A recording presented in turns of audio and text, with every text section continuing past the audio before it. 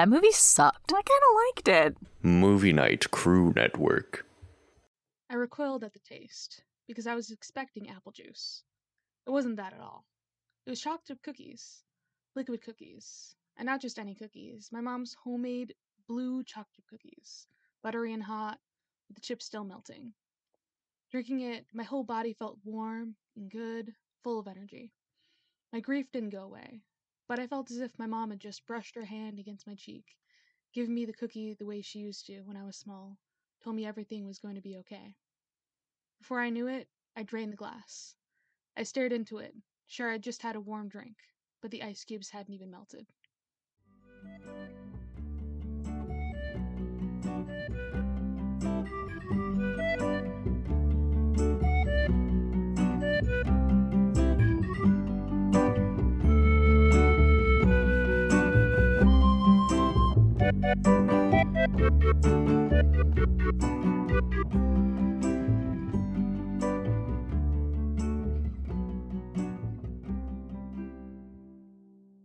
Have you been told you're a little weird? Been kicked out of school for reasons you couldn't explain? Thought you'd seen monsters following you, and yet no one believed your stories? Many of us campers have dealt with that. Here at Camp Half-Blood, this is a safe haven for those who smell the most delicious to the monsters. You see, the Greek gods are real, and as we take you on your tour of the camp, we'll explain why exactly that matters and why the monsters are after you.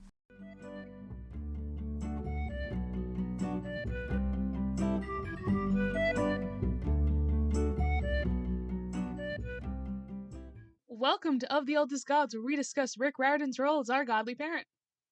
I'm Taylor from Cabin 6. And I'm Charlie from Cabin 13. So this week we meet, Mr. D? What do you think that D stands for, Taylor? Dominoes? No.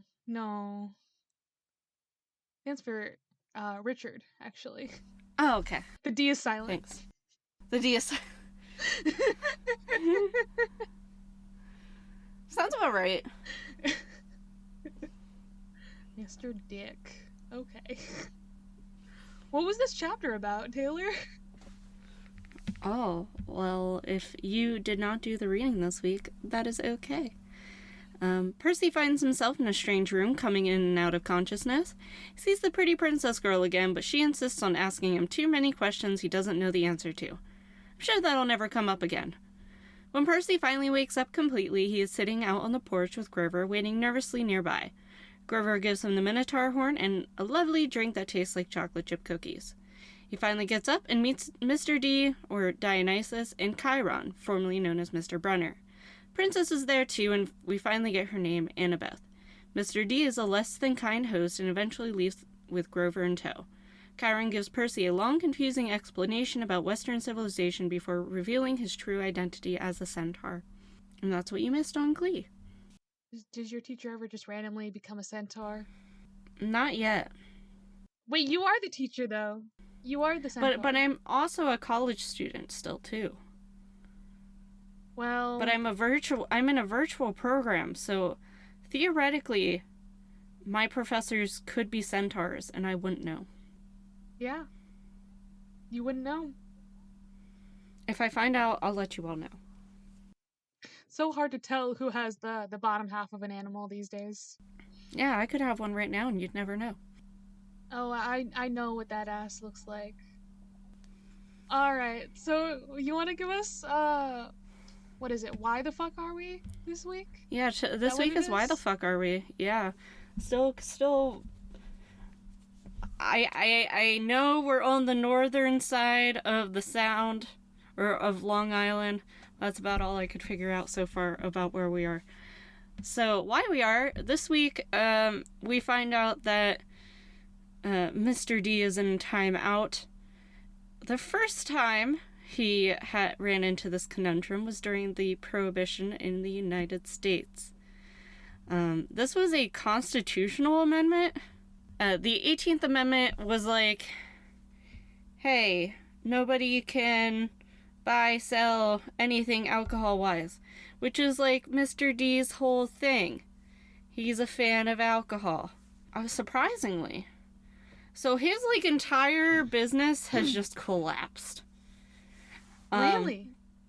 Basically, the big issue was a lot of men were coming back and beating their families, which, you know, I'm on board for trying to fix that, but I don't know if that was the correct way to go about it, because then we start seeing people drink moonshine, which could occasionally be tampered with and have too much alcohol concentration and for the amount of people are drinking.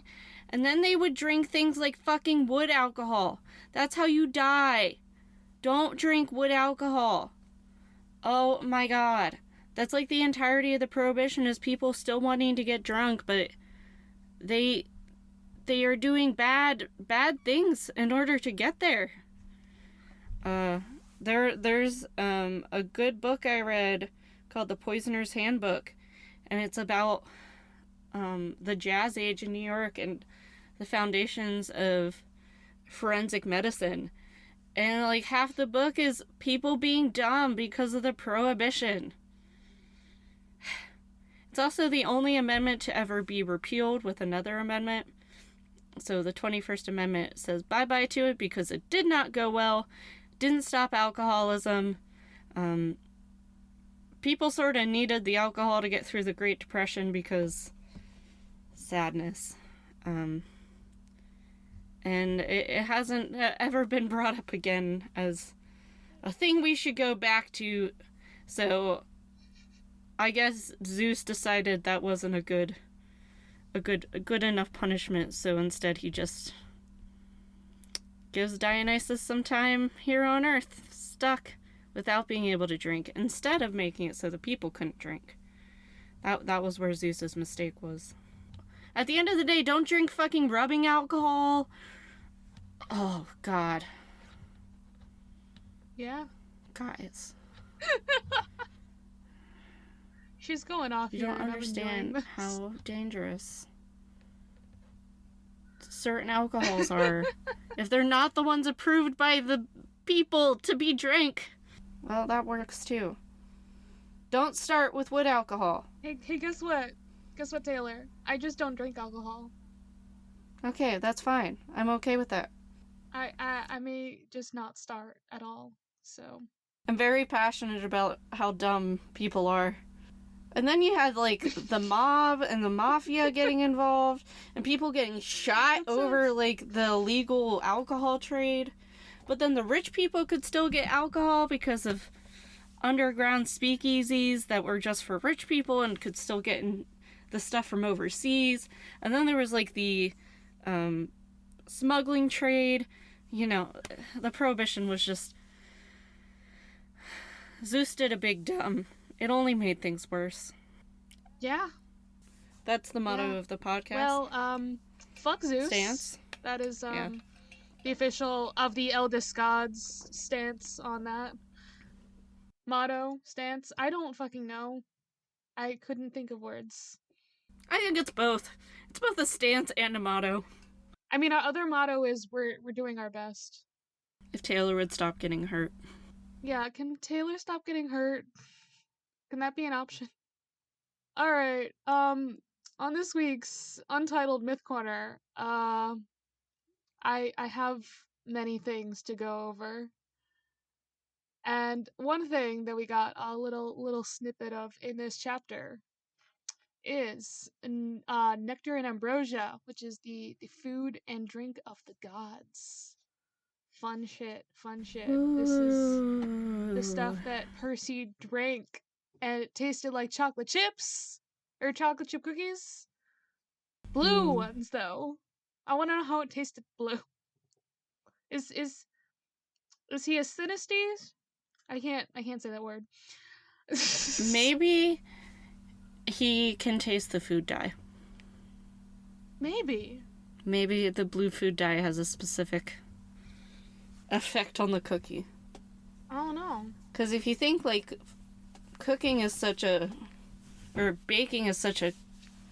chemistry-heavy practice, and what if the blue food dye just tweaks the taste just a little? But actually, I also like my take that, like, Percy wants to eat things that are blue because blue. I don't know. Oh no, I'm just saying because they're his mom's cookies, he would know. Because they have a very distinct... they'd be a distinct taste in comparison to, say, like when he was at Yancey, where they might have had a chocolate chip cookie, but it would taste super different. Possibly. Anyway, yes, Nectar and Ambrosia. So, okay. I'm looking. This is the Wikipedia game that I play every time. Here we go. So some authors defer which is the food and which is the drink. I think it sounds better when nectar is the drink and ambrosia is the food, but some people are like, nah, nectar's the food, ambrosia's the drink. Hummingbirds drink nectar. I think they're wrong. Sappho was one of the people who said this, and she is wrong. I agree. So typically only the gods can eat this food, and sometimes special people who are maybe related to the gods, perhaps. You know? Just a little. Just yeah. Trying to think.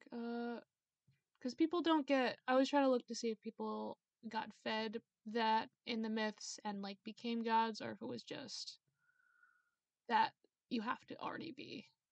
I think it's that you already have to be.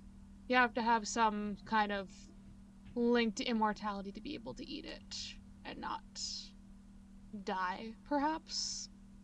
That makes sense. I don't know.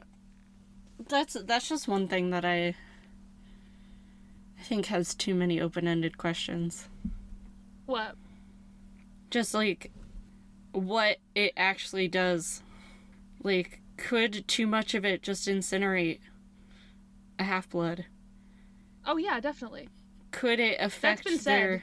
I know, but could... It's later, but... Is there a middle ground where it's, like, enough to heal, enough to incinerate, that would, like, get you to godlyhood? That's what I want to find out. I don't think it'll give you godlyhood. I think you have to be, like, granted godlyhood by other means. That's I had how enough I courage to eat more than what I should of the ambrosia. If you do that, you're just gonna die. Good. I don't know. Can you not die? Please? I don't wanna... No promises, man. I don't wanna do this alone. Okay, moving on from that one, where it got dark for a second there. Anything with Taylor is dark. That's true. That's very true.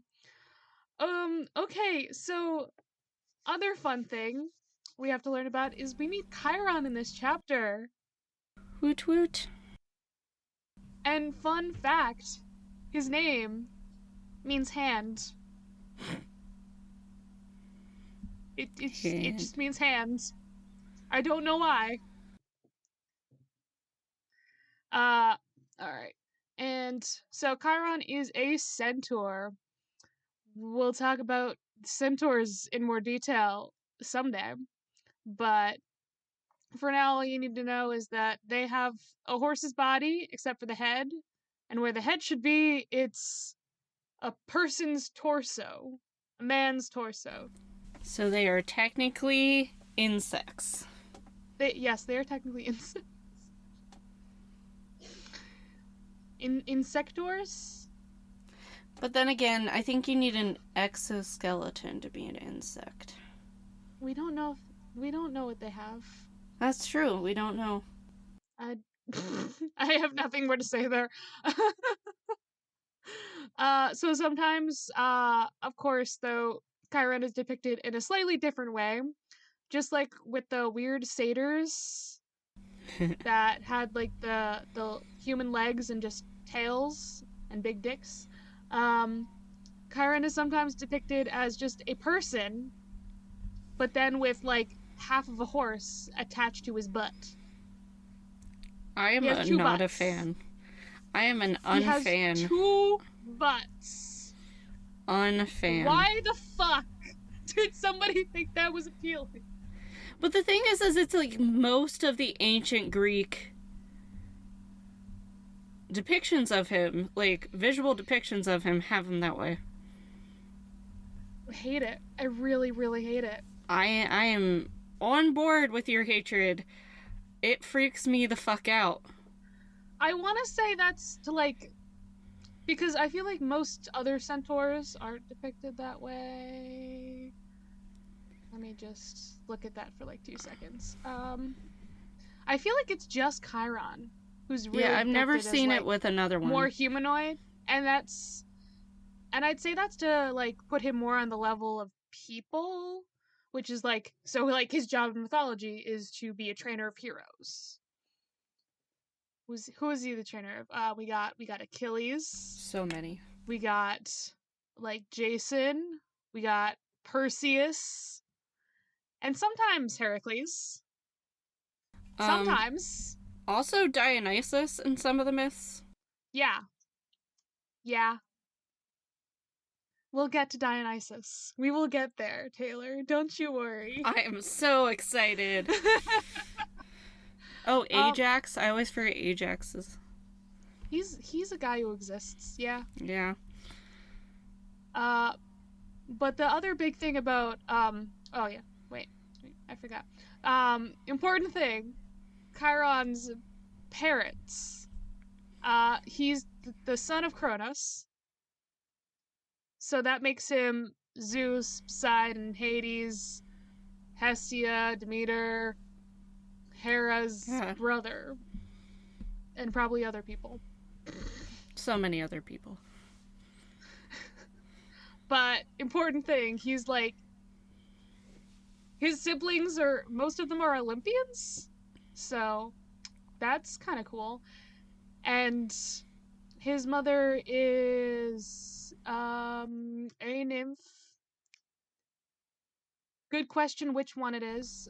Is it I think it's Philyra Philyra? or Philyra or Philyra, I think. Yes. I don't know. I probably There's a lot looked of this names up. over here, and my brain is just like, which one is his mom? That one. Yeah, and I'm gonna I copy believe the his Greek oh no. and have it translated for me. Okay, have fun with that. So I believe that Cronus took the form of a horse and impregnated this nymph to create Chiron. Philyra. Because of course. Everybody's got to do that. I don't know why that's a thing. You got to turn into an animal and then fuck a lady. Mm-hmm. Yeah. It's a thing. But the other important thing to note about Chiron is that, like, in this chapter we read, Percy specifically mentions he should be dead. He should be dead. But his death is like, it's kind of a maybe in mythology, I'd say, because it really depends on whether or not he was a teacher of Hercules. So, which is only some people. Some people say that. And yes, it's Heracles, not Hercules. I'll have this argument later. Forever. Heracles is the Greek, Hercules is the Roman. Though I do love the Disney movie. Such a good movie. It's just really bad mythology. It is, but it's such a fucking good movie. Email us if you think that we should, cover that, maybe. On a bonus app. Okay. And it'll just be us, like, crying, because it's so good. We'll just be singing the songs and cry. Okay, but, like, yeah. Okay, what is it, how he dies? He's, like, poisoned. Is it poison, or I thought it was an arrow? It's, like, I thought it was a poison arrow. Oh, well, maybe we're both right. Wait, hold on. Yeah, hit in the thigh by one of the poisoned arrows. Yeah, see, we were both right. See, the problem is with me reading blocks of text and my ADHD, I'm just like, where is the interesting part? Where is the thing that I want to know? Charlie and I have very different minds in how they work. And it's mostly your ADHD and then my anxiety about missing details. So we're like on the two ends of the spectrum and we're just like trying our best. And it's great because we pick up each other's holes. That sounded real wrong. Yeah, it did. but how do you pick up a hole? Well, I did learn on a Netflix comedy special that there is a pocket between the butthole and the vagina hole. And if you squeeze it together, there's like a little pocket in there, and it's called the pouch of Douglas. So apparently that's how you would pick up a hole. Why are we talking about this? I don't know. Once again, this is how it works. I don't like this. You're welcome. Can I don't like this timeline. Can I move to a different one? This is the darkest timeline. Anyway, yes, so Chiron is possibly supposed to be dead. But Rick is just like, nah. I like that Rick is like that. He just like rewrites shit. Because it makes it fun for him. And it makes it fun for us. Alright, now and it becomes such a big thing in Heroes of Olympus, like the rewriting and mixing up. So I'm so excited for us to finally get there in a million years from now. It will take at least 10 years. Because we gotta get through this series, and then we're gonna do King Chronicles. Shh. And then we'll do Heroes of Olympus. We'll get there. We'll get there. Alright. Here is the big show-stopping number. The reason you all came here today. We're gonna talk about Dionysus. The one, the only, the man, the myth, the legend. Mostly a myth. Also, not really a legend. I feel like most people forget about him. I mean, that's the thing. So, Dionysus, he's the god of, like, wine and like vegetation of the grape variety, and then madness and fucking theater, and he's just like, he's one of the 12 Olympians. One of those things was not like the other. Which one? Fucking madness. At least theater's like happy and jaunty with the wine and stuff. Okay, but you're saying that you don't like go mad when you drink? No. People act crazy sometimes when they drink. I'm pretty passive. Well, that's you specifically. Do you not know I was gonna anyone... say, my demeanor really doesn't change much if I drink. I'm just saying, like, maybe certain people act more... This is not what we're talking about, though. Okay, continue. But yeah, he's one of the 12 Olympians. You would think that he's, like, super important. But he's just, like, he's the wine dude, you know? He's just kind of, like, there. Except not. Dionysus is fucking insane. Okay. So, he is the son of Zeus and... Is it Semele?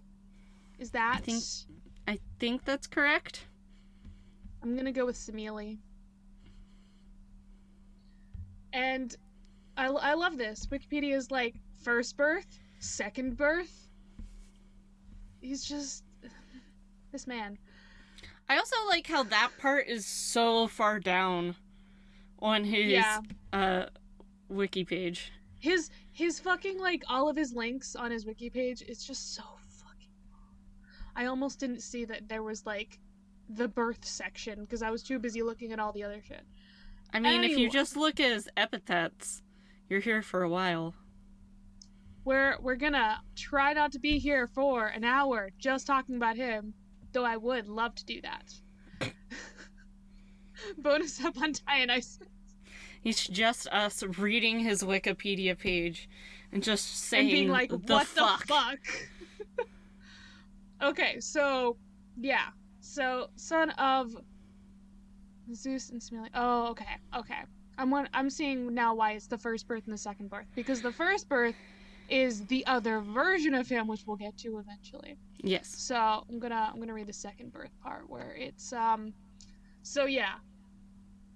As we all know, Zeus is married to Hera, and Hera does not like when Zeus sleeps with other people. So this is one of the classic tales where they have to try to keep Semele out of Hera's, eyesight in any possible way. Does not work very clearly because Hera finds out and she convinces Semele to be like, oh, so like you slept with Zeus? Are you sure you slept with Zeus? Are you sure? And then Semele asks, okay, I want you to prove that you are Zeus to me. And so he does. And it kills her because she sees his godly form, basically. Mm-hmm. It's not good. And so she dies. But Dionysus is still kind of alive? Question mark? Yeah, he's a fetus. He's a fetus. The word fetus is just so fucking funny to me. You don't understand. It sounds just not like a word. Fetus. Okay. Anyway, so then Zeus. It keeps so fucking confusing me here because everything is like in the Roman names. Zeus then puts baby Dionysus into his thigh. Yeah. Like makes a little womb in his thigh. I hate for the that. baby to just incubate for a while. Nope. Until Not a fan. he's ready to be born. Like, what the what the flipping fuck? Not a fan. Gross. How he is born from that? Yeah, that's a good question. How the fuck is he born from that? I assume they just kind of cut him out and then he's born. I don't think it says exactly that part. Yeah, it doesn't I'm actually trying say that. to, like, see if I can figure it out, but I give up. It's all so weird. Okay. I was just like, am I reading this right? No, I had actually read something wrong. It's fine. I didn't actually say it. Anyway, so then Zeus, then Dionysus has a bunch of different parental figures after that. As he's given to Hermes, and then Keeps getting given back to Hermes. He keeps getting back to Hermes because then he's given to some nymphs. Hera drives them mad. Hermes takes him again. He's given to... Who is this? Ino. Okay. Ino and Mystis. Yeah. I don't know these names. And then they raise Dionysus as a girl for a bit to try to hide him from Hera. So, that's queer reading. Dionysus is non-binary, possibly. I think so. I have a very weird queer reading with this, and often he's like viewed as very androgynous. So, are you gonna talk about his last? Who's his last mom? Question Rhea. mark? Yeah, because then Hera finds him, And Hermes rescues him and brings him to Rhea, who is technically his grandmother? Well, grandma, yeah. Yeah, because that is Cronus' wife. Fun shit. Just this. This boy. I know Hermes is the messenger god, but like. But why does he have to transfer the baby all around? Why doesn't Hermes just raise? Because he's too busy fucking everybody else. Okay, I know this is like nothing to do with anything, but I'm just like thinking about Hermes and all of his wings carrying a baby around, and I'm just like, is this where the stork comes from? Ooh. I'm gonna do some I have Googling. no idea. That is just an idea that popped into my head. So Dionysus has fun going around. He invents wine, apparently. He's got, I love his followers. I love them. The Maenads, they just like, are they actually like drunk too, or are they just like mad? They're a bunch of nymphs, and they will like tear people limb from limb. Don't we all? I mean, yes, but also I love them. Mm-hmm. No other reason. They rip people limb from limb. It's great. I love chaotic energy. Very chaotic. He's got a bunch of other shit going on too. But like those are the important things. His birth is fucked up. And his childhood is fucked up. And then there are all the other versions of him. Because there are different versions of the mythology in like different places, and he eventually became this figure that we know of as Dionysus. But before that, he was a few other freaking people. Okay, so fun thing for any of y'all who have played the game Hades, which I know is popular. I'm thinking about whether or not I should get that for myself. Zagreus, the main character in that game, that's fucking Dionysus. Just so y'all know. That is fucking Dionysus. In Orphism, he is a son of Zeus and Persephone. Sometimes Hades, but usually Zeus and Persephone, which is weird because Persephone is Zeus' daughter. We don't like this, but it's fine. They're gods. And he's just is it fine? No, it's not fine. Okay. In that version, he's an underworld god. He's God, what is he? He's like a god of like hunting and animals and shit, and he's got horns. This dude is kind of cool.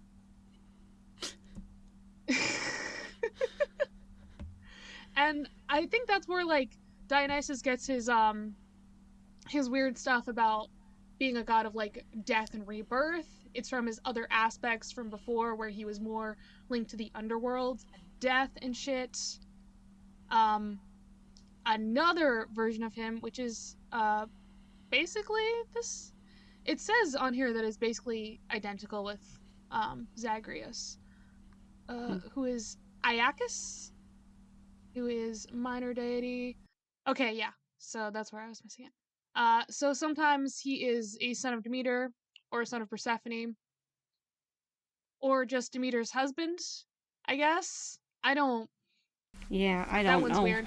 He's got some weird associations with the Eleusinian Mysteries, which is a mystery cult based around Demeter and Persephone and like the seasons and shit, but obviously we don't know a lot about it because mystery.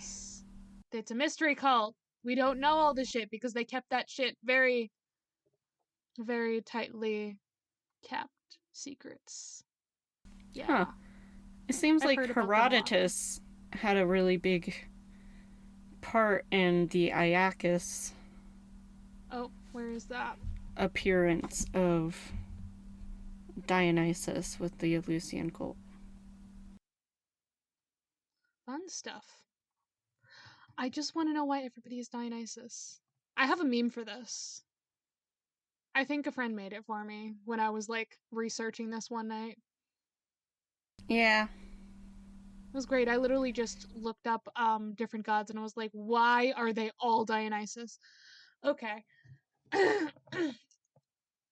And here's the last one of least his Greek versions.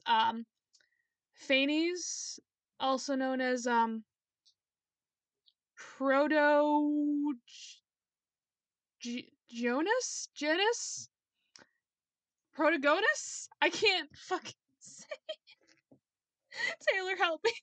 The best part of the show is just us trying to pronounce things. It looks like it says Protagonus, but I feel like that's wrong. Protagonos. Protagonos. Protagonos. Don't do that. That's how Google Translate said it. Wonderful. I'm gonna say Phanes because I can pronounce that. Yeah. But his other name means firstborn. He is the god of creation, also technically in Orphic tradition.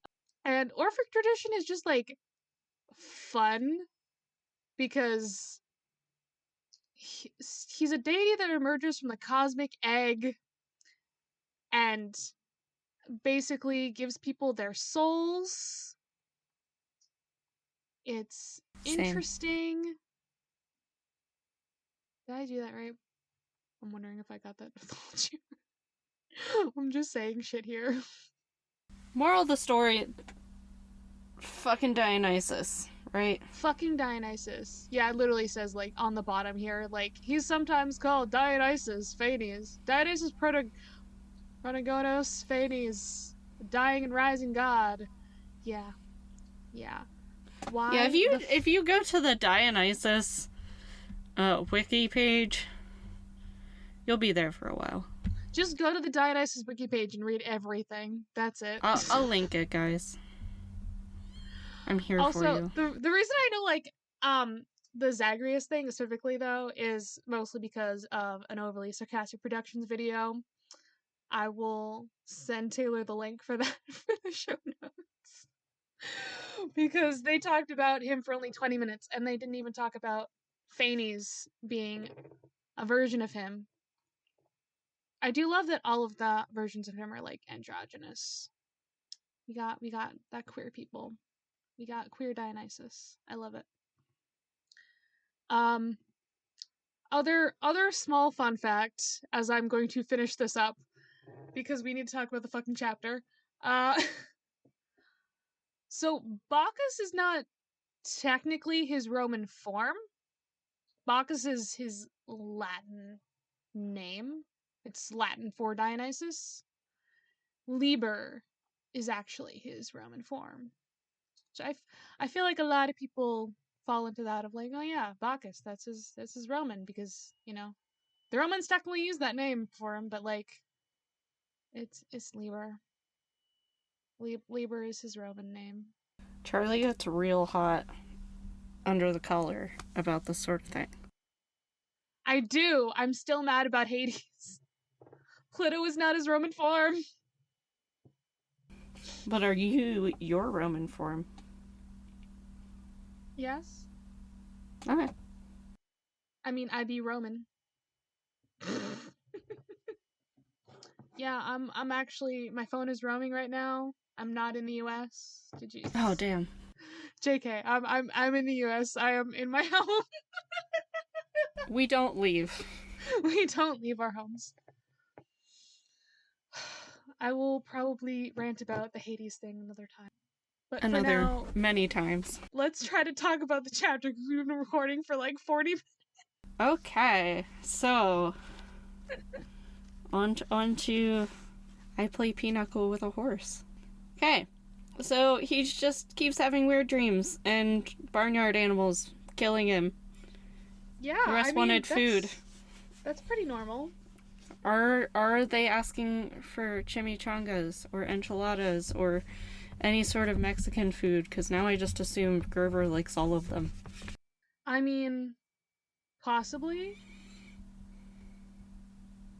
Who knows? Who is to say? Not Percy. Not Percy. No. Percy doesn't know enough about his best friend. Percy also doesn't know who this pretty girl who's spoon feeding him. Pretty princess girl? Yeah, pretty princess girl. Or this weird surfer dude who has a million eyes. I'm here for the weird surfer dude. Who I would be talking about in the myth corner, but like, we talked about Dionysus too much. I mean, we also don't find his name out in this one. I know when I'm gonna talk about him. It's fine. He just like keeps coming in and out of consciousness. Yeah. And then, well, the pretty princess girl, who we know is Annabeth because later in this chapter, she's just like asking him questions. It's like lucid. Don't ask him questions. Like, this kid is going in and out of consciousness constantly. I don't like when people ask me questions when I just wake up on a normal day. Yeah. If I've just woken up, don't talk to me. Or I'll be Let mad at alone you. if I'm in and out of consciousness because of a medical reason. But here we get the solstice again. The solstice is important. Something being stolen. I wonder if something being stolen has anything to do with the title. I don't know. Never thief? know. Stolen? Nah. Probably not. It's Probably not. And then Percy gets brought outside. I'm still confused why they have to bring him on the deck. But sure. I mean, they're hoping it like the fresh air helps. I mean, I guess, I like to picture him. I know he's probably in like one of those folding, like the relaxing chairs or whatnot. I prefer to picture him as sitting in a rocking chair with the blanket over him like an old man, just rocking on the porch. Yeah, no, he's literally in a deck chair, though. I am aware. He's literally in a deck chair. However, my mind pictures him in a rocking chair. Do we need to have, like... If we had, like, a drinking game for our pod, it's just, like, whenever Taylor rewrites something to match what she wants, and we have the deck chair, and then we have the jacket, the yellow rain jacket, which is actually red. Okay, that one pisses me off, because he makes it red because bull. Yes. Bullshit. So, at least I'm justified in wanting to change it, because he made it just because stereotype. Yeah. I don't like a red rain jacket anyway. God, the way that Percy describes his mouth felt like a scorpion using it for a nest. That's lovely imagery. Thank you, Rick. Does Rick have experience with this? Has he Yes. had a scorpion in his mouth? Rick, are you okay? Are you okay? Send us a tweet if you need help. We'll help you. He's the one managing his Twitter right now. I think somebody else is using it because he's off socials. Yeah, probably. He does his update once a month. He does his blog posts, but he doesn't go on like Instagram or Twitter, I don't think. Same. Yeah, so Percy sees Grover. Grover hands him a shoebox. Like you do. And look what's inside! A memory of the trauma! Yeah! Yay? My favorite thing to get. Souvenirs from when I almost died and my mom did die. Thanks for giving me this this beautiful thing that triggers me into thinking about my mom, who may or may not be dead. Thank you so much, Grover. Yeah. We're just not happy about this. I know Grover's trying his best. I am aware. Grover also almost died. So he also has to deal with that, and, like, he was supposed to protect them. Grover wasn't conscious for anything's the problem. Percy was conscious for more of that. Yeah, so he's more dealing with survivor's guilt. Yeah. And, like, he should have been the one, not his fucking mom. Yeah. Sally deserved better. And we get some more, like, names have power. Yeah, don't say things names. And I'm just saying, once again, calling it Pasiphae's son rather than the Minotaur. Pasiphae's son has eventually become its name. I mean, that's like the thing about, because the Furies are the kindly ones. Yeah, I know I went on this rant in the last episode. But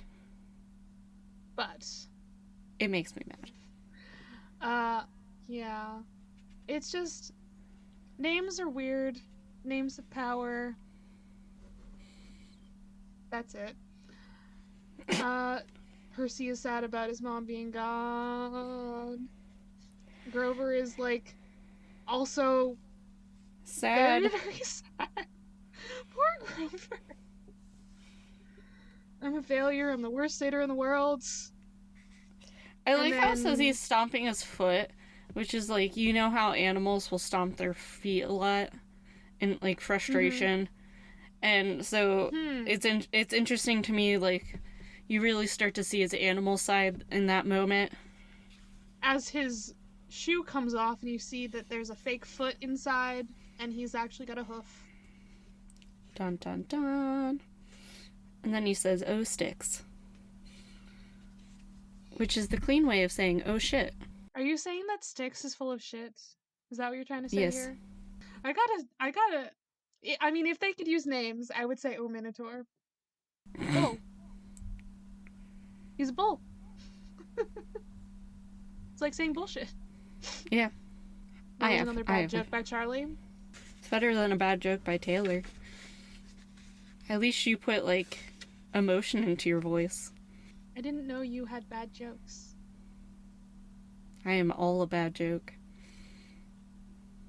My entire entity is a bad joke. Well, chapter. We're just, like, riffing here. Okay. Oh, yeah. We continue to notice things about Grover being a satyr. And then Percy is, like, thinking about, he's contemplating his life now. He's an orphan. He doesn't want to live with Smelly Gabe.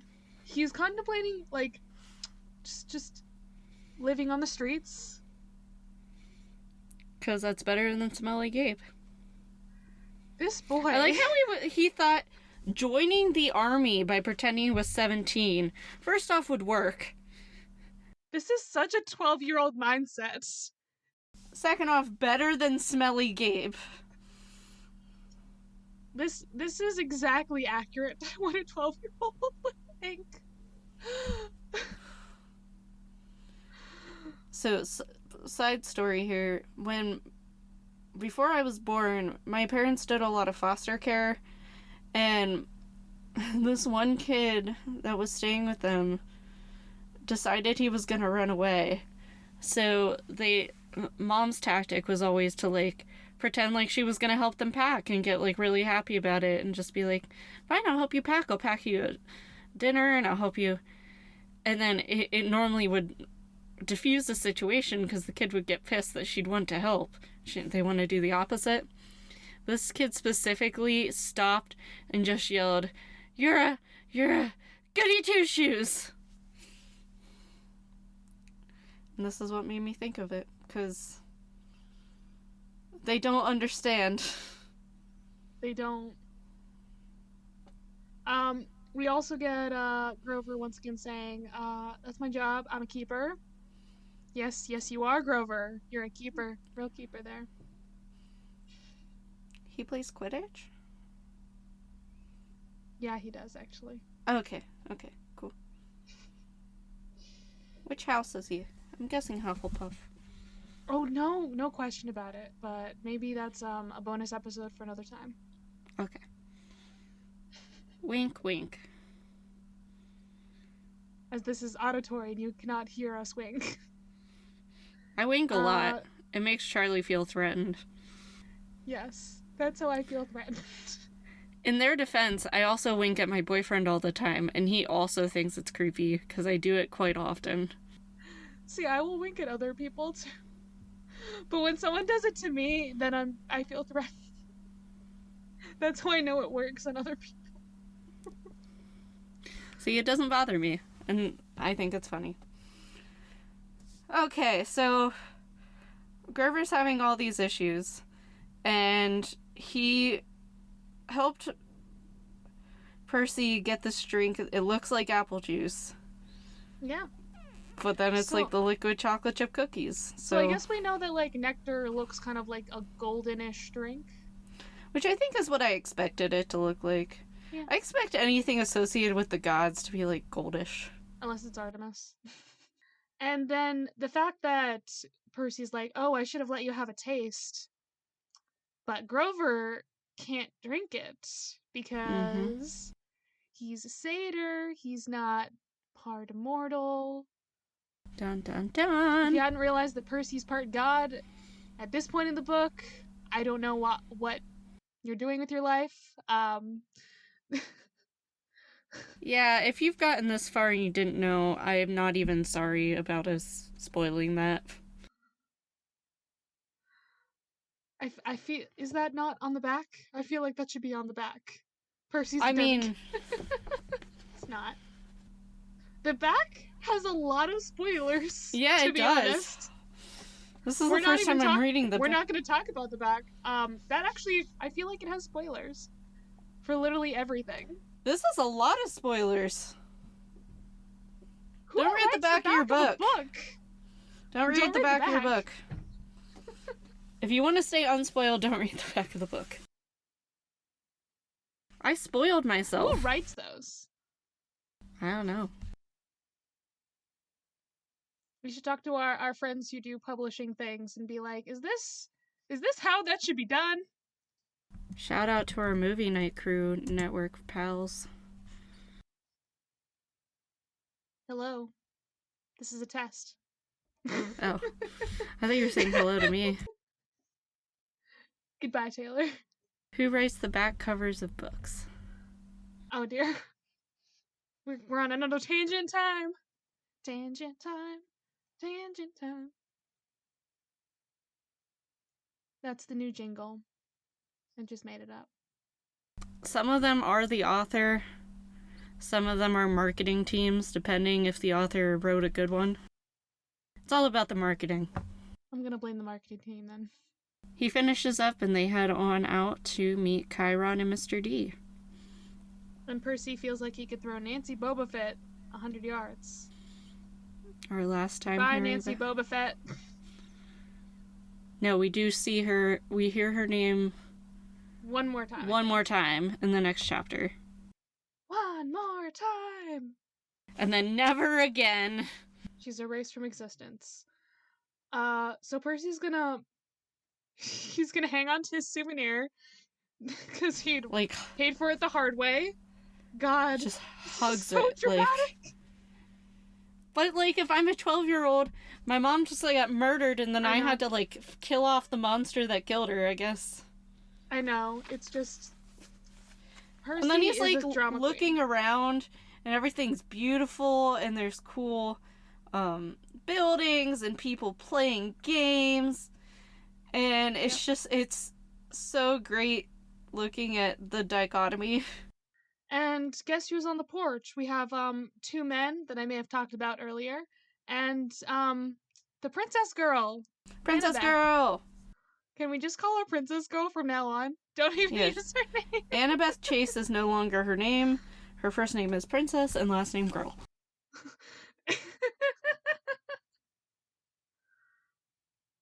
I have said it, so it is true. Yes, it is. Okay.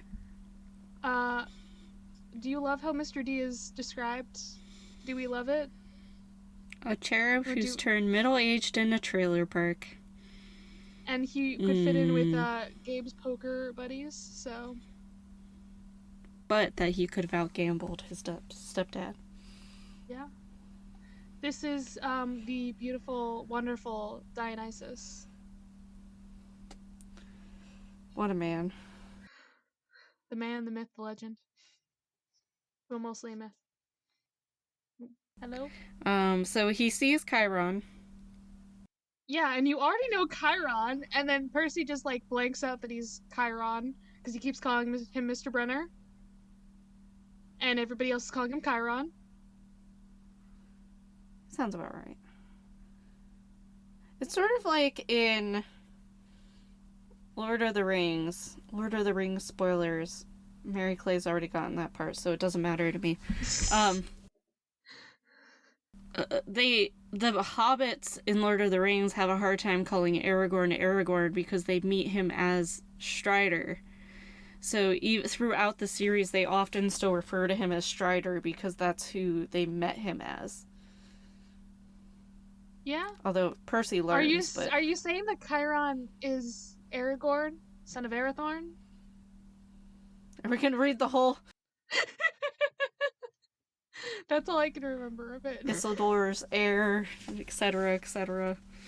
I only read Fellowship, so I don't remember half of the shit. Yeah. Chiron, son of Kronos.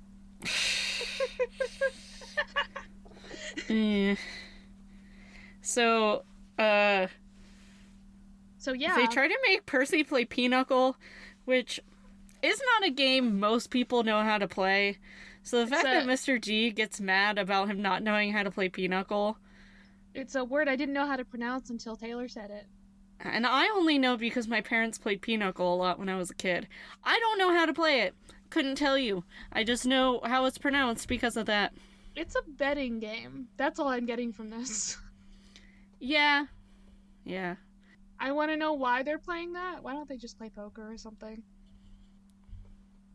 I don't know. My parents weren't poker players. They never did much poker playing. Why is Mr. D playing this specific game instead? Is this like a reference to something that Rick has experienced? Are we missing some like thing about Pinochle and... Do we need to do we need a tangent to look up what the relevance is to Pinochle and Greek mythology? No, I like it to be a mystery.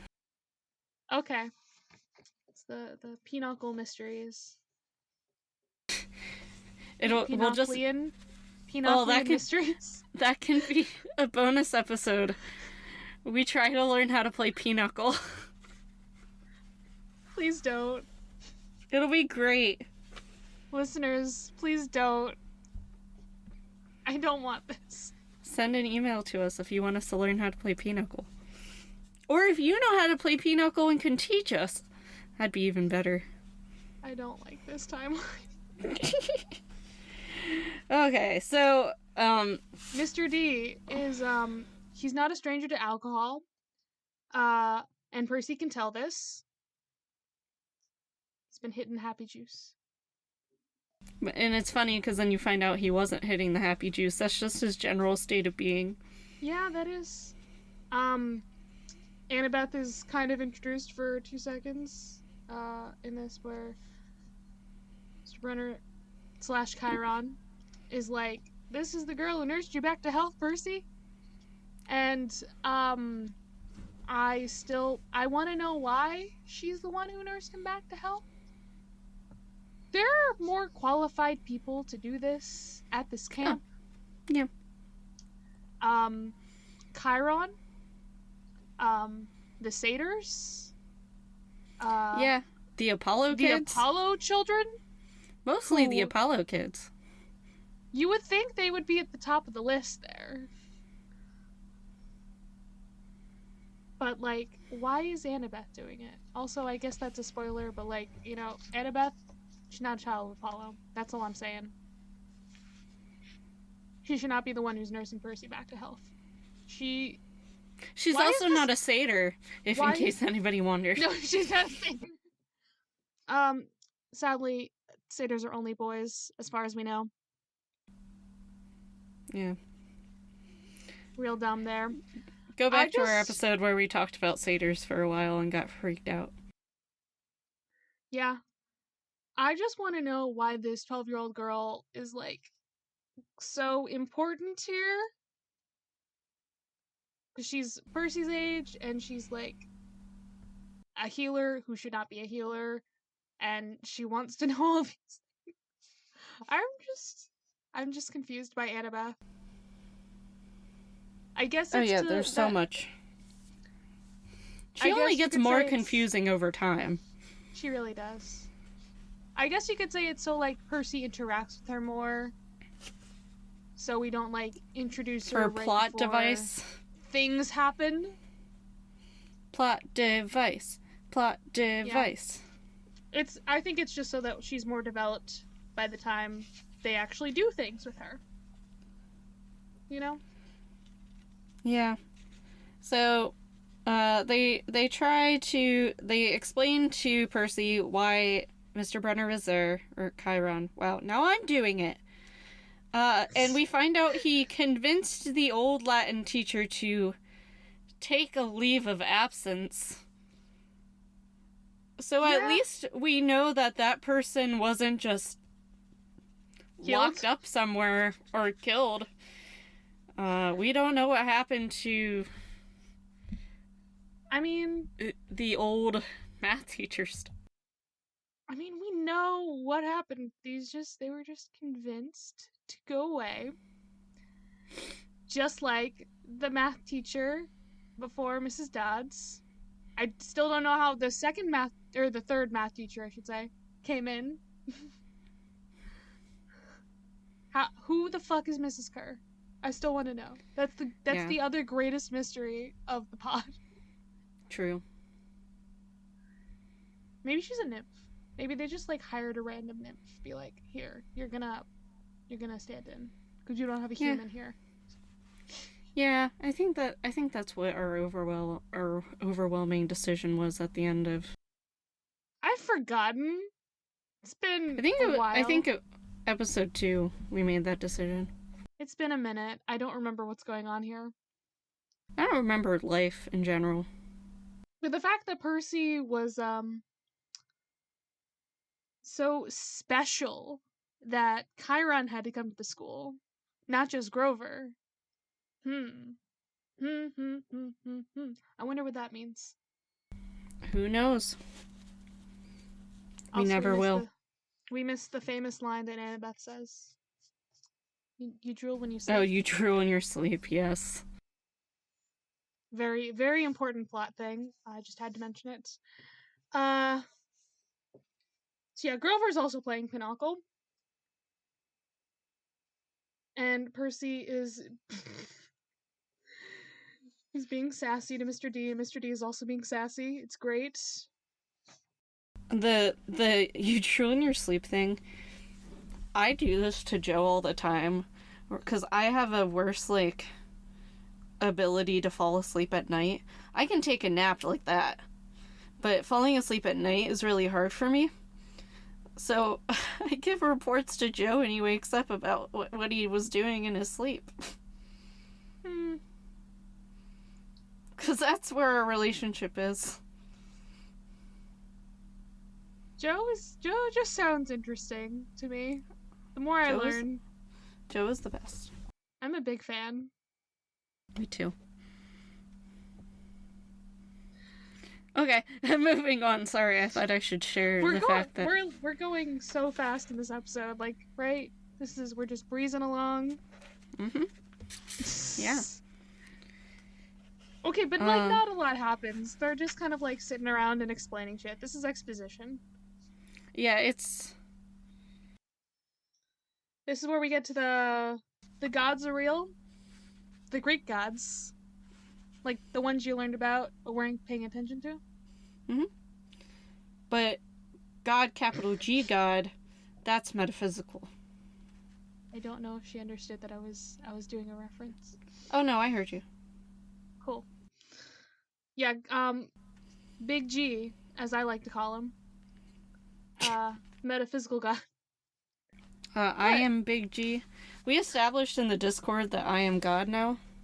Oh yeah, but whenever you say that you're God, you have to put it in all caps. Oh, that's true.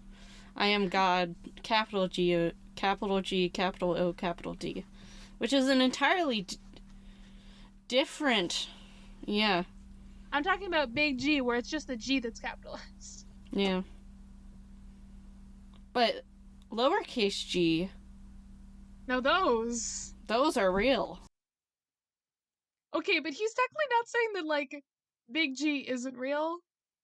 He's just like, we're not talking about that. We're just forget about it. Forget about it. Yeah, we're not dealing with that. Do you think Mr. G or Chiron have New Yorker accents because of where they lived? I mean, so if you want to get into the Western civilization thing for a second, I assume that means that, like, they adopt the accents of, like, the place that they're at now. Mm-hmm. That might make sense to me. Or do they have, like, a flat American accent? Maybe. I don't know. I kind of liked how... The one thing I liked in the movies is that Chiron was just like a British man. Because it's just like, that's the only way that I picture him. He's a British man. He seemed like a British Pierce college Brosnan. professor. That's how I imagine him. Even though he technically taught middle school. Not just Pierce Brosnan, also Anthony Head. That's the other actor's name. Yeah. I love him. Okay. So we're great at transitioning here. Yeah. Percy's just like, science though. That's the thing. Percy also just names a few gods, and then distant thunder happens. Yeah, it didn't help that he named Zeus specifically. Yeah, he's like the one you don't name. Why does he specifically say, like, Zeus, Hera, Apollo? Why are those the first ones that come in? I get Hera if you're gonna do Zeus. Normally I would do the big three. But I can get Hera if you're gonna get with Zeus. But Apollo would probably not be where my mind goes next. No, not really. But, I don't know. I don't know what Percy's thinking is. Even though we're in his head this entire book. We also find out that his full name is Perseus Jackson. Who we will learn more about Perseus specifically later. Perhaps. Maybe. The fact that Mr. D is just like, science. Ha! Me too. I'm just wondering, Now I'm picturing Mr. D as, like, just one of the people who's just like, climate change? What's that? He's definitely a flat earther. Oh my god. Oh my god. Mr. D is a flat earther confirmed. Yeah. I'm stuck on that phrase. Yeah, sounds about right. So Mr. D is not the best host. No, but so that's why Chiron has to explain everything, because Mr. D is just like, stupid child, fuck you. Chiron explains what immortality is, and Percy's like, sounds like a pretty good deal. I'm not gonna go any further into that. Yeah. That's it. Well, yeah. Just the fact that Percy says immortality is that's gonna come. To me. Yeah. That's interesting to me.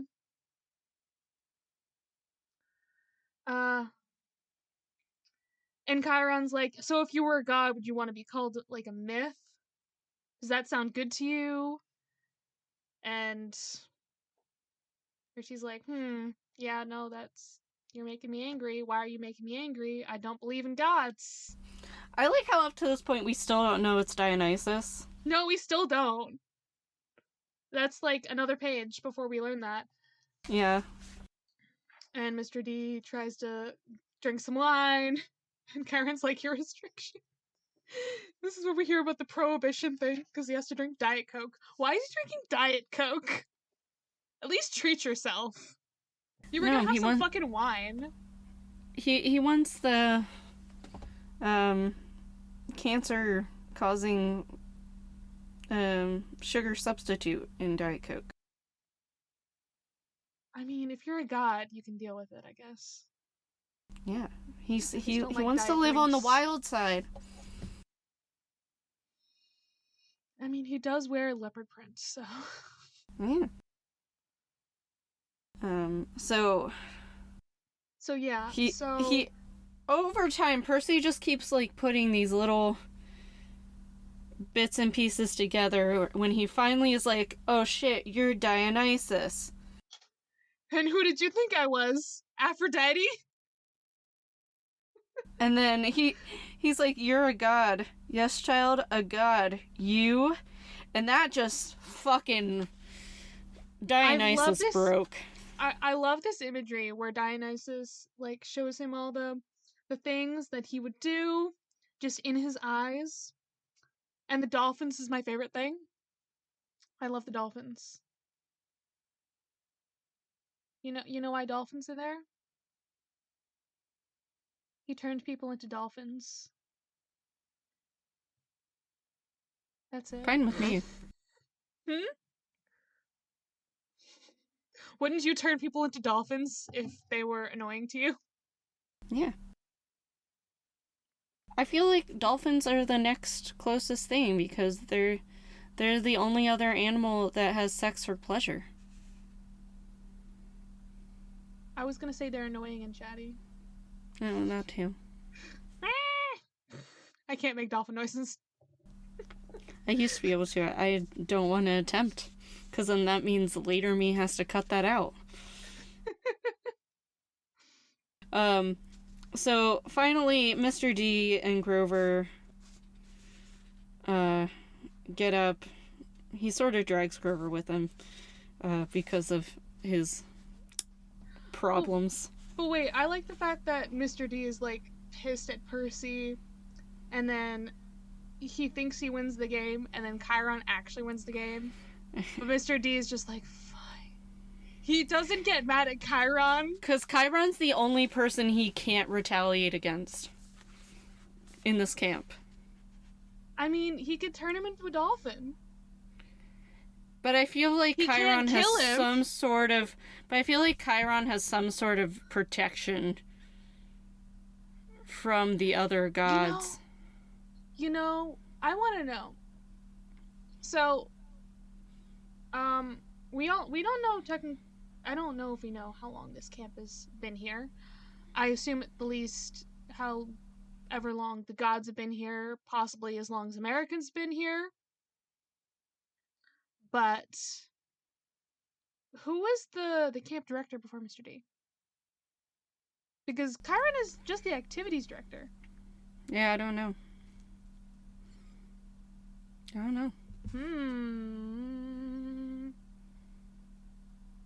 Huh. Theories. Email us your theories.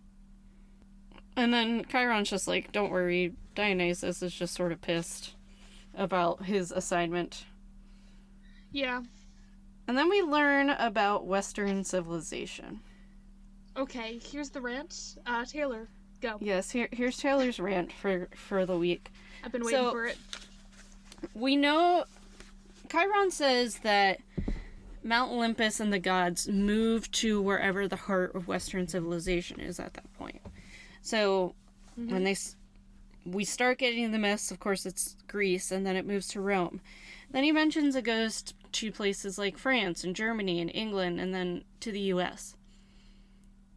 What the definition of Western civilization isn't necessarily like the Western Hemisphere, because all of Europe isn't in the Western Hemisphere. So it all comes down to this white washing of civilization. Because if you want to, where the hub of civilization is at a point, why didn't it go to someplace like China or especially during the Middle Ages, where things died out down into Saudi Arabia and where the Islamic Empire was growing. Instead, it's focused on all of these white countries. Can it... Literally only Europe. Yeah, and then us. And it's... You can make the case that throughout history, other countries are more powerful at the same time. China's like the one I think of specifically, because they have these huge dynasties, some of which were terrible, some which were more powerful than where the gods are supposed to have been located at the time. So, my one theory is that mythology in some of the other countries, so with Hinduism, we associate a lot of gods with that. Chinese mythology, Japanese mythology. Are they sort of protecting the Eastern realm? And then the question becomes, what about South America and Central America? Or Africa even? Do they fall under the gods' realms? Or is it just the area along the Mediterranean for Africa? It essentially is saying that wherever the gods are located is the best of the best at the time. So, this is implying that America is the best of the best. And we have a lot of shitty stuff. I'm here to say that America was never great. True. That's just my take. Hot take. As a history teacher, really nowhere was ever great. You know, that makes sense. There's always going to be problems, and especially in comparison to progress, we've very much stagnated. We just happen to have a large GDP every year. So, I don't like the concept of Western civilization. I do think this is the early Rick stuff. He gets better, y'all. Just so y'all know. I feel like Western civilization is just, like, not brought up again after this series. I could be wrong. But I feel like they just, like, nah, we're gonna stop that. Yeah, it's all just white history. And you see that with the places he names. It's not necessarily the greatest of the great, it's just... It's the greatest in the West. Of the white. The great of the white. Yeah, but it's not even the West, because we're ignoring one continent and part of North America.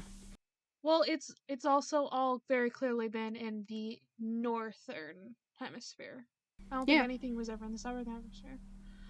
Because it's all just Europe and then America.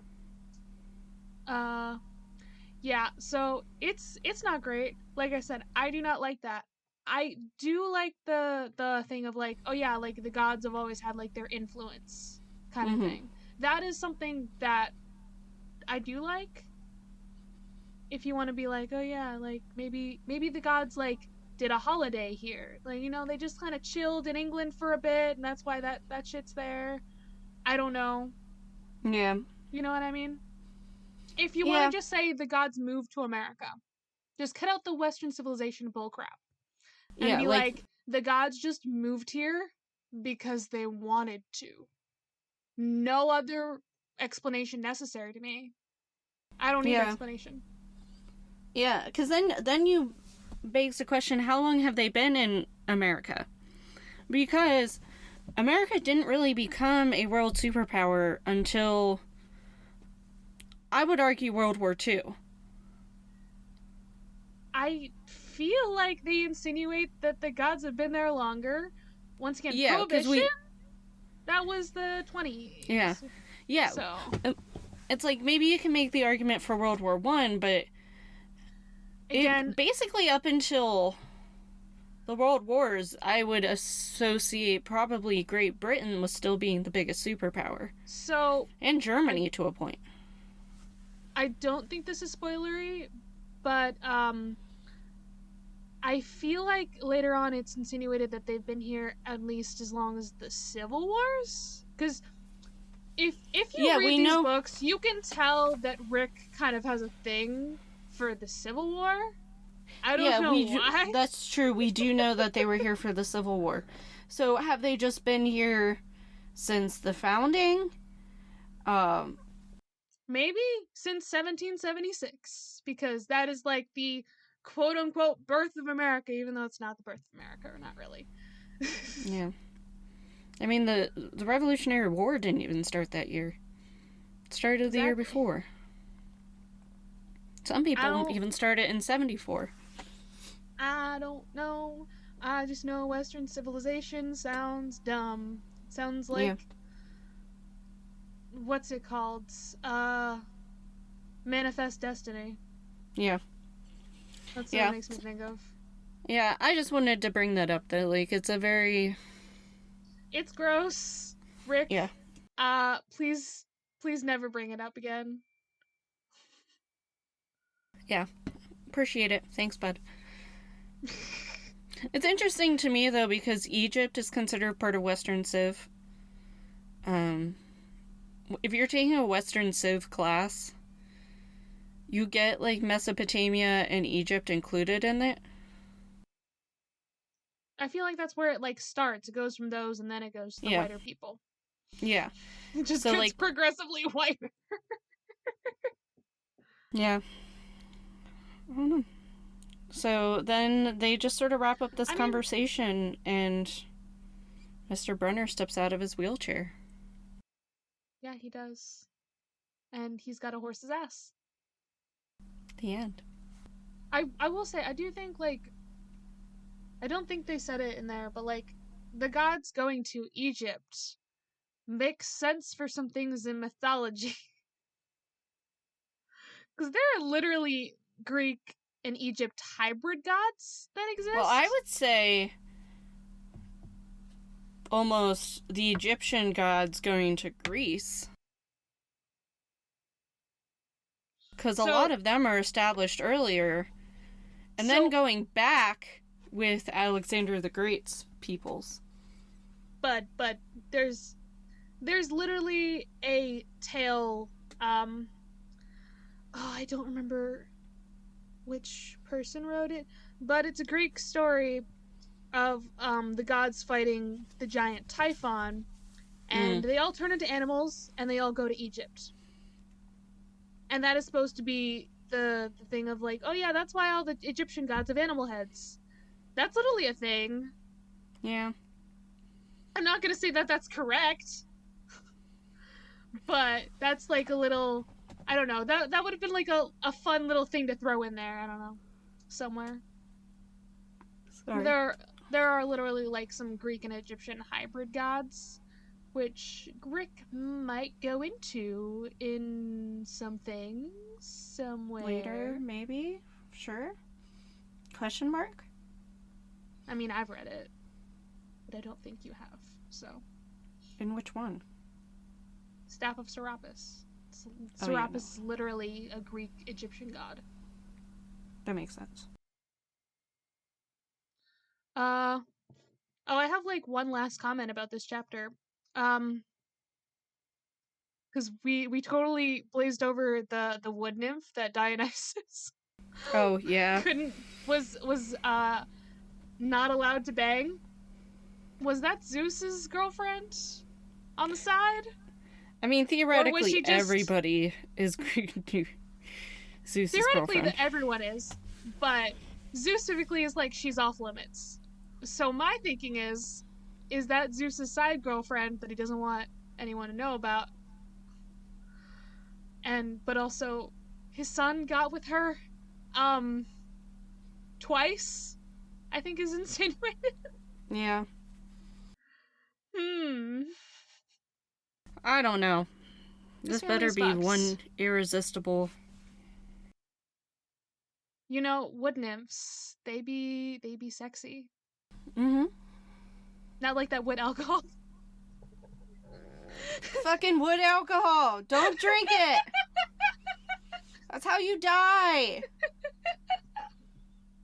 If you got anything from this, don't drink things like rubbing alcohol. If you die, I'll bring you back to life and kill you myself. 'Cause I gave you fair warning. I feel like I would be the one to have to bring them back so you could kill them. Oh, I'd find a way.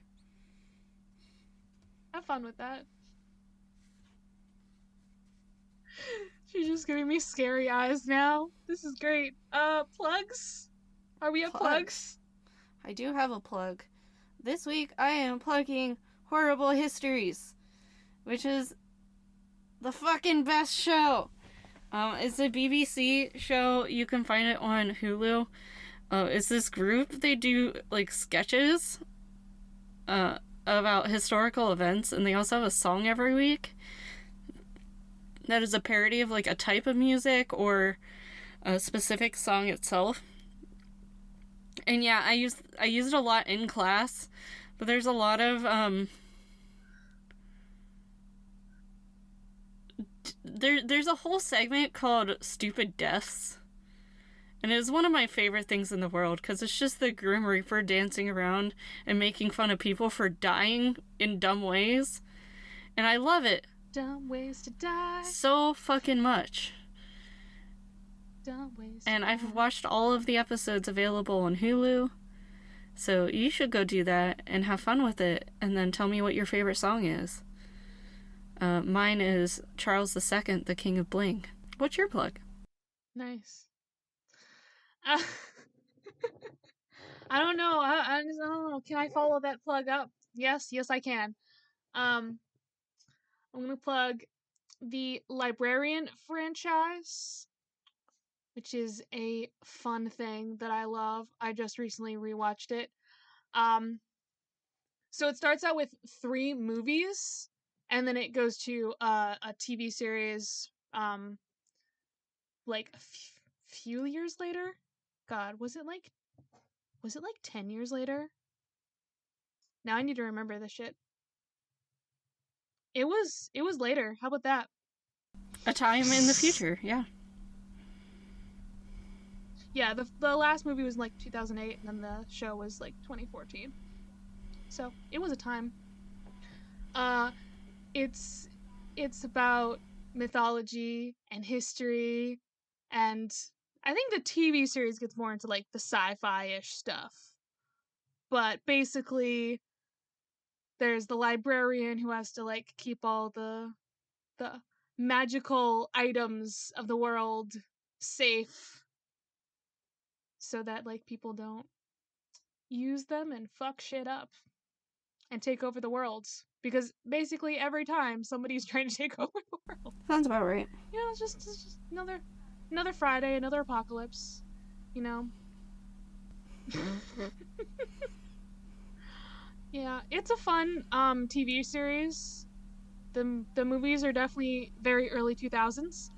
And I don't know of a way that you can like get them besides like buying them. I had to buy them, and the TV series is on Hulu, so that's fun. Yeah, I think that's it.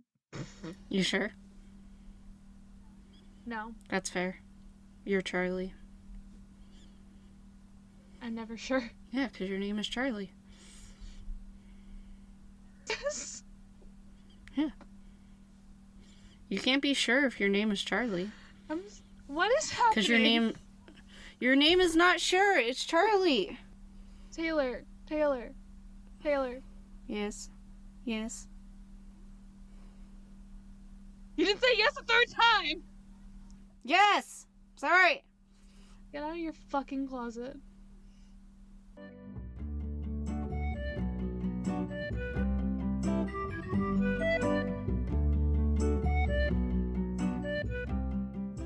You can follow the podcast socials at Of the Eldest Gods Pod on Instagram and at Of the Eldest Gods on Twitter. You can send an iris message to us through oftheeldestgodspod@gmail.com. You can follow me, Taylor, at Taylor from Cabin 6 on Instagram, and Historical Femme, spelled Femme, on Twitter. Catch me on episodes of the restricted section, Hell from Elsewhere, and True Stories of a Tryhard. You can follow me, Charlie, at GreenPixie12 on most platforms, mainly Instagram and Tumblr. But on Twitter, I'm at GreenPixie123, which I'm not salty about. No, not at all. I also have an art Instagram that I sometimes use at GreenPixieDraws. I sometimes do the YouTube thing on my channel, Charlie Mack. That's MACK. And I also have another podcast called Fandom's Gone Wrong, where my mom and I talk about movies, TV shows, books, and whatever other fandoms we enjoy. You can find that on all the major podcasting apps. Our music was written by Nora Strauss-Riggs and recorded and edited by Ian Emmerich. You can find Nora at Kane_I, that's I as in the body part, on Instagram and Twitter. Feel free to message her about making music for your project or editing your pod. She's the host of Siblings and Fandoms, where Nora and her sister Maddie talk about fandoms they're part of, ones they're not, and everything in between. She is also the host of Modern Musical Origin, which is an informative show delving into the history of different instruments and styles of music.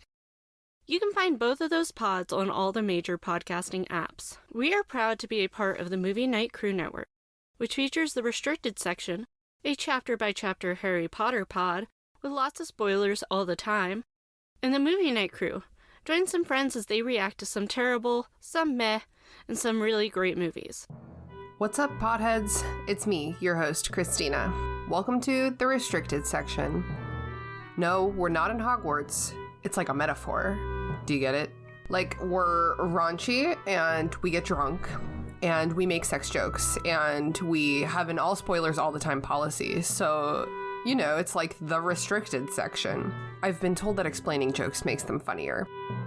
If you've ever wondered how the Marauders map actually works, if you've ever thought that maybe Snape sometimes wears jeans, if you've ever thought that Draco and Harry are for sure in love, I mean, they're for sure in love.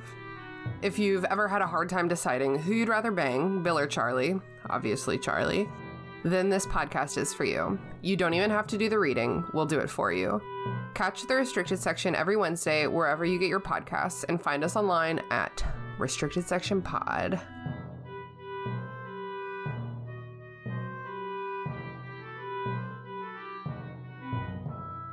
Of the Eldest Gods is based on the series by Rick Riordan.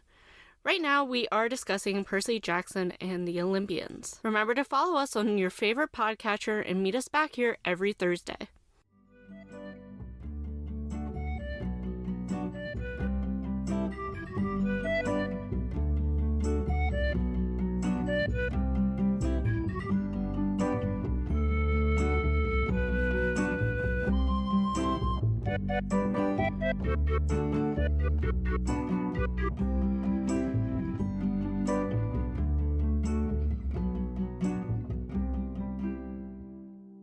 It's basically like...